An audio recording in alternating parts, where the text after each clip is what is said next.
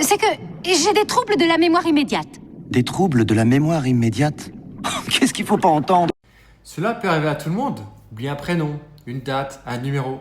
Mais est-ce que c'est vraiment normal? Moi aussi, j'ai cru que j'avais une mauvaise mémoire. Je répétais encore et encore, comme si ça allait finir par rentrer. Mais avec le recul, ça rentrait pas vraiment. Et peut-être que toi aussi, finalement, tu te reconnais là-dedans. Tu lis une page, tu l'oublies 10 minutes plus tard, tu bloques sur un prénom. Tu doutes de ta mémoire, comme si elle était cassée finalement. Mais si finalement, c'était pas toi le problème? Et si c'était le mode d'emploi qu'on t'a filé dès l'école? Un mode d'emploi qu'on t'a jamais vraiment expliqué, mais qu'on a tous intégré et qu'on pense utiliser correctement. C'est là qu'on entre dans ce que j'appelle le modèle linéaire de la mémoire. Le modèle linéaire, une idée qui s'est glissée en nous. Tu t'es sûrement jamais vraiment posé la question. Comment fonctionne ta mémoire au fond? Tu l'utilises tous les jours, mais sans jamais vraiment l'observer ou la comparer. Tu retiens un numéro de code, tu oublies un prénom, tu revois une scène de ton enfance, tu peux même peut-être réciter de mémoire une recette, ou pas. C'est comme si c'était là, en toi, comme un outil dont tu te sers sans trop savoir comment il marche. Et pourtant, sans que tu le réalises, un modèle très précis a été installé dans ton esprit depuis l'école. Un modèle qu'on t'a jamais vraiment expliqué, mais qui conditionne encore aujourd'hui ta façon d'apprendre, de retenir et de transmettre. C'est ce qu'on appelle le modèle linéaire de la mémoire. On t'a appris très tôt quelque chose de très simple. Tu reçois une information, tu la prends, tu la stockes et tu la ressors quand tu en as besoin. On parlera d'encodage, stockage et de récupération. 3 étapes, une ligne droite. C'est clair, c'est rassurant, c'est finalement très logique. Et aujourd'hui encore, tout l'enseignement repose là-dessus. Tu veux apprendre un cours? Quelle solution? Tu fais une fiche, tu surlignes, tu répètes, tu relis encore et tu répètes encore. Mais ce modèle, aussi pratique qu'il puisse paraître, il est faux. Tu veux une preuve? On a tous appris au collège à poser une division. Tu sais, cette fameuse division en colonnes qu'on nous faisait faire à la main. Est-ce que maintenant, tu serais encore capable de la refaire, là tout de suite maintenant, sans réfléchir et sans aller chercher sur Google? Probablement pas. Ou sinon, mon exemple, il tombe à l'eau. Pourquoi? Parce que ce qu'on t'a appris, c'est à stocker, pas à intégrer, pas à vivre. Et donc, tu l'oublies. À court, à moyen ou à long terme. C'est pareil pour l'histoire. Tu te souviens de la date exacte de la bataille de Marignan? Non. Et pourtant, tu l'as sûrement apprise. Peut-être même écrite en rouge dans une fiche de révision. Mais aujourd'hui, cette information, elle est partie. Parce qu'on t'a évalué sur ta capacité à restituer des informations que tu n'as jamais vraiment vécues.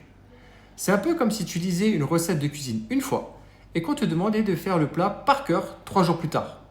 Spoiler, ça ne fonctionne pas. Tu retiens pas ce que tu as appris, tu retiens ce que tu as fait, ce que tu as senti. C'est en faisant le plat que tu apprends, en vivant l'expérience, en bougeant, en y mettant une émotion, en y associant une situation réelle. Mais ce modèle linéaire, il n'est pas venu de nulle part. Il vient d'une époque où on a comparé le cerveau à un ordinateur. Années 50, cybernétique, sciences de l'ingénieur, on s'est mis à dire le cerveau, c'est une machine, avec un disque dur, une mémoire vive, un traitement des données. Et ça a tout changé. D'un coup, la mémoire est devenue un stockage passif. Et si tu oubliais, c'est que tu avais un bug.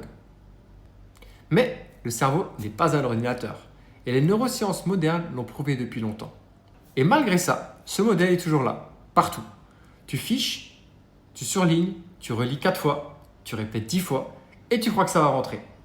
Mais la mémoire, ça ne rentre pas, ça s'imprime, ça se lit et ça s'associe.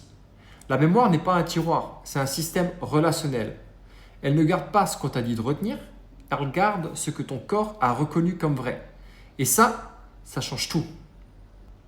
Parce qu'une fois que tu comprends ça, tu comprends pourquoi tu oublies et surtout comment tu peux commencer à retenir autrement. Mais avant ça, si tu es encore là, c'est que le sujet te parle. Alors pense à t'abonner à cette chaîne. Je publie une vidéo par semaine pour t'aider à reprogrammer ton cerveau comme un système vivant. Allez, on continue. La mémoire est un système vivant, une écologie sensorielle. Tu vois, ce que je veux dire par là, c'est peut-être le truc le plus important que j'ai appris sur la mémoire. Ce n'est pas une technique, ce n'est pas un hack, c'est un changement de regard. Aujourd'hui, la science est claire. Le cerveau n'attend pas l'information, il l'anticipe, il la prédit, il la reconstruit. Et ta mémoire, elle ne stocke rien. elle tisse des liens, elle renforce des traces, elle reconstruit une expérience utile chaque fois que tu en as besoin. Tu ne retiens pas une information, tu simules une action future à partir de ce que tu as vécu. Je vais citer ici Schachter et Hadis. Se souvenir, c'est simuler le futur à partir du présent. C'est puissant comme phrase, non? Tu ne trouves pas? Parce que ce que ça veut dire, c'est que la mémoire n'est pas tournée vers le passé, elle est tournée vers l'action. Un vrai paradoxe quand on pense que la mémoire sert à se souvenir, alors qu'en réalité, elle sert à s'orienter. Et ça change tout. Parce que ton cerveau, il ne garde pas ce que tu comprends en théorie, il garde ce qui t'aide à agir, prédire, éviter le danger, reprendre le bon chemin. Ainsi, il trie, il oublie, il simplifie, mais jamais au hasard. Il garde ce qui a du sens pour lui, et donc pour toi. Et il jette le reste, tout ce dont il n'a pas besoin. C'est là qu'on entre dans ce qu'on appelle le traitement prédictif. Aujourd'hui, c'est le modèle dominant en neurosciences cognitives. Carl Friston, Andy Clark, Lisa Feldman, Barrett, Francisco Varela, tous vont dans le même sens. Ton cerveau est un simulateur. Il fonctionne en boucle active, il prédit le monde avant même que tu ne le perçoives. Et ce que tu appelles un souvenir, c'est un fragment de simulation, une empreinte utile, un guide, un appui pour la suite.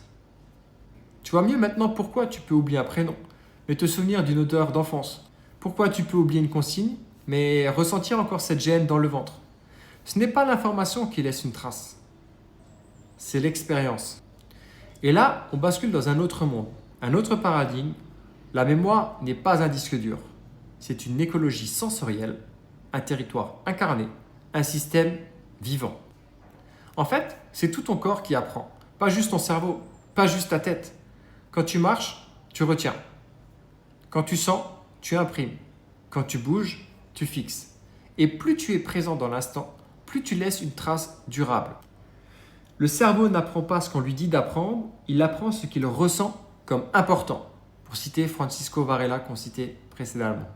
Et ce ressenti passe par les sens, le mouvement, l'émotion, l'environnement et l'intention.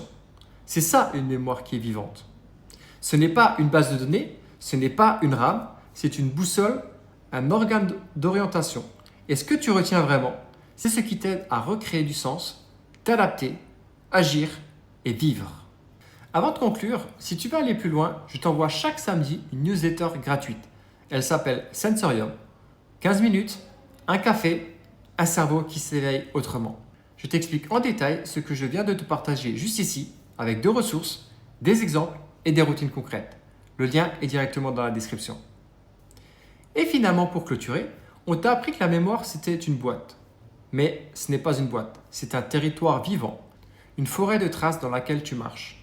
Et plus tu la nourris avec des expériences incarnées, plus tu deviens intelligent. Pas au sens de savoir plus, mais au sens de relier mieux. Parce qu'au fond, ce n'est pas ce qu'on t'a expliqué que tu retiens, c'est ce que ton corps a reconnu comme vrai. Et ça s'apprend. Merci pour votre attention. On se voit la semaine prochaine pour un nouvel épisode. Ciao, ciao.